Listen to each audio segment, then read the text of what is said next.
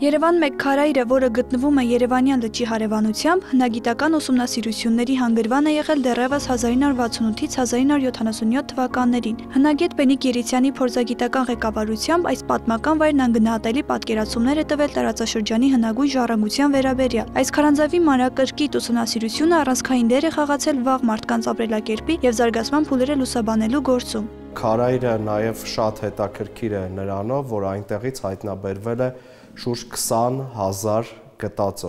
20,000 գտածո, որոնց մեջ ճնշող մեծամասնություն են կազմում վանակատից գործիքները, նաև հայտնաբերվել են նաև այլ գտածոներ, օրինակ կայծքարից եւ նրանց որոշների վրա նաև կան հետքեր,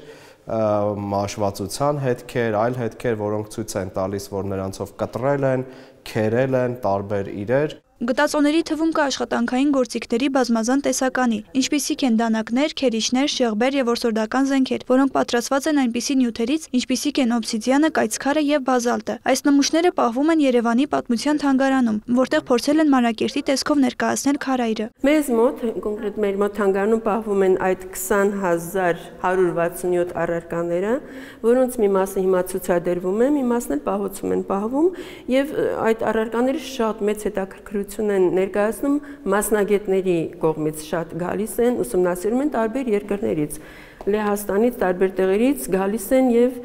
հիացած, զարմացած։ Այս պեղումների արդյունքները կարևոր են ոչ միայն Հայաստանի, այլև տարածաշրջանի համար։ Դրանք վկայում են տարածաշրջանի բազմադարյա պատմության մասին, որոնցով հետաքրքրված են արտասահմանցիները։ Ինքը շատ կարևոր հուշարձան է եւ մեր մայրաքաղաք Երևանում, հատկապես Հրազդանի կիրճում, կարծես թե պետք է լինեն այլ նմանօրինակ հուշարձաններ, նույն Երևան երկու քարայրը, կան Շենգավիցյան քարայրները, Նորագյուղի քարայրները, Կարմիր Բլուրյան քարայրները եւ այսպես շարունակ։ Այսինքն այս ամբողջ Հրազդանի կիրճը ինքը շատ հարուստ է քարայրներով։ Երևան մեկ քարայրի կողքին գտնվող մյուս քարայրները եւս հնագետների ուսումնասիրության կենտրոնում են։ Արուս Եղիազարյան, Արամ Հարությունյան, Ժիրայր Հաբետյան, լուրերի համար։